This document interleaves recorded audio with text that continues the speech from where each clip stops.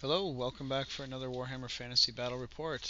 This time, it's another battle, 3,000 Ogres versus 3,000 points of Orcs and Goblins. We're playing Blood and Glory. It's a pretty wild one, and I've learned I need to have more and more and more banners. Make sure I've got enough just in case I roll this one. Anyhow, here's setup. Starting from my right on the close side, 3 bulls, 40 gnoblars, a butcher in the back, 6 bulls with a standard bearer, 3 more bulls, a scrap launcher, 10 iron guts, 6 more bulls, and then on the far side I've got another unit of not another, but a unit of lead belchers, and not placed, but on that hill will be placed my Noblar trappers. So from him, my opponent here is opposite me. From his left flank to our right, there are 2 units of 5 wolf riders, a rock lobber, 20 night goblins, a unit of savage orcs, 25, a unit of 25 black orcs. I think the savage orcs have his BSB and the generals in the black orcs. 5 or 6 boar boys, another 20 goblins, a chariot or 2, and another rock lobber, and he's got 3 bolters. This is his vanguard move. He moves one of them forward. And my reaction, I move everybody up forward, but this is my immediate reaction here. I'm going to try to block that. Hopefully he'll charge into my Noblars first. I'll be able to hold him up, or I'll get to charge him if he holds back with those guys. But I have some different options. I've got these 3 bulls protecting my flank on this side. I'm moving the 6 bulls up, and I've pushed my bulls up in the middle. In the middle there, that's a Bane Stone, so everybody that's within 6 inches gets +1 to wound right next to, not these 3 bulls, but the 3 bulls in the middle that'll come back into play shortly. So this is a close-up, just from my perspective, looking how I'm going to hopefully be able to charge over the river and through the woods. Here you can see that Bane Stone right in the middle. I've moved everyone else up there. I've tried to stagger stuff so I have charge arcs covering just about everything. And I'm bringing my big unit of iron guts with my general, who's kind of beefy. I'm still working on that build, and my BSB. Up I've got my Slaughtermaster on the far side, and my Butcher in the middle, trying to be able to buff everybody. Of course, I'm just at a range to reach those 3 bulls, so they're a little vulnerable out there in the middle. I do drop a rock, kill a few of these guys, no big deal. I think during his turn he's moved his BSB and general together. He squabbles with these guys and kills 5 of his own, which was just brutal for him. It was really fortuitous for me. And so there's only 1 left. That pretty much takes this unit out. And because we're playing Blood and Glory, I'm going not to win by victory points. So I'm not worried about killing him. I just want to make sure that he can't come and take any of my units down, take any of my banners. He also squabbles with this unit of savage orcs, which is great because that holds them up a little bit. So first turn, he declares a wog, and with his black orcs charges and reaches my my 3 bulls here. So a little bit surprised. I wasn't really expecting it, but then I see it happen, and my initial thought was, oh shucks, that's a big problem. But I realized, if he overruns, he's going to run into my flank here. I will get to charge during my turn too, and so that'll be okay. This is my perspective here with my general's unit, so I know I've got a unit of 12, so that's 10 iron guts and 2 characters that can wield once and get into his flank. If I need to, I can charge this butcher first to make sure he's out of the way and won't impede any of the like closing the door or anything like that. And so that means it's looking pretty good for me. So he goes crashing into these bulls. That's Banestone that's just to their left, so we all get +1 to wound.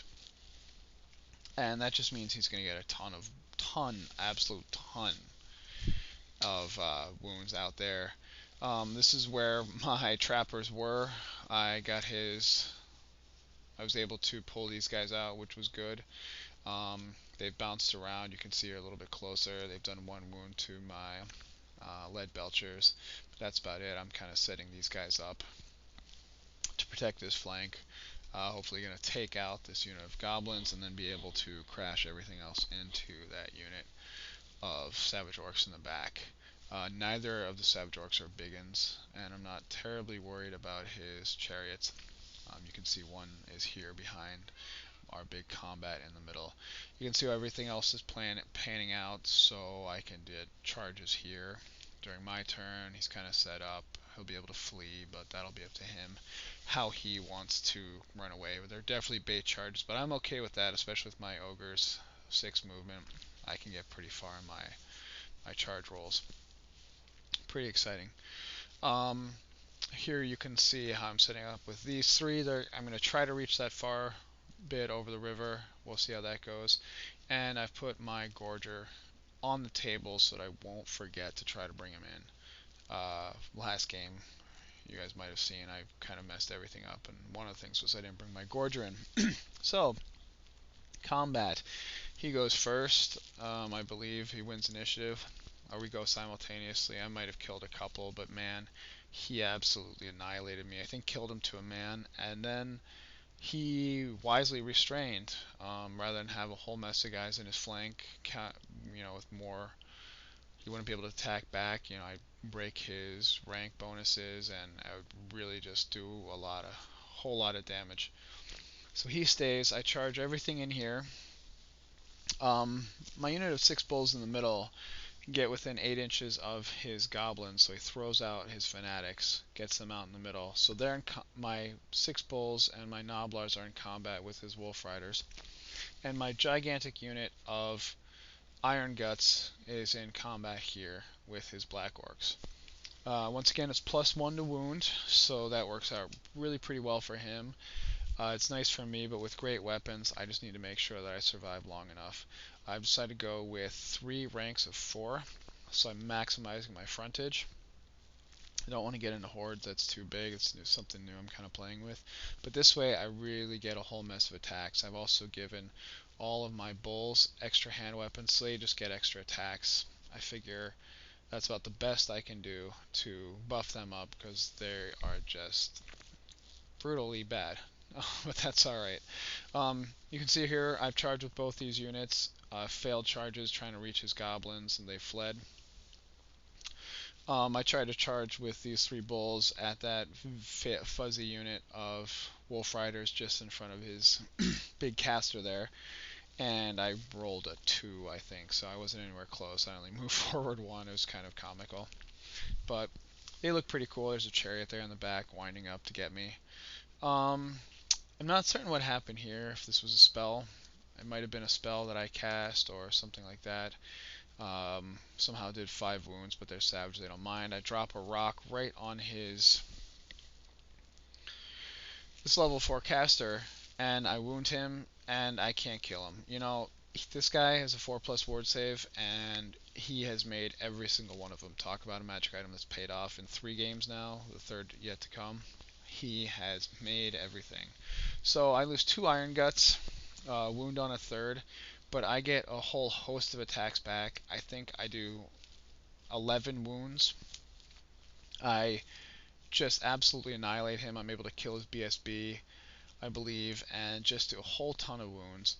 Devastate that unit. He flees. I run him down, so I kill him. I get 2 points for his general, 1 for a standard, 1 for a BSB, and that puts him down to 3.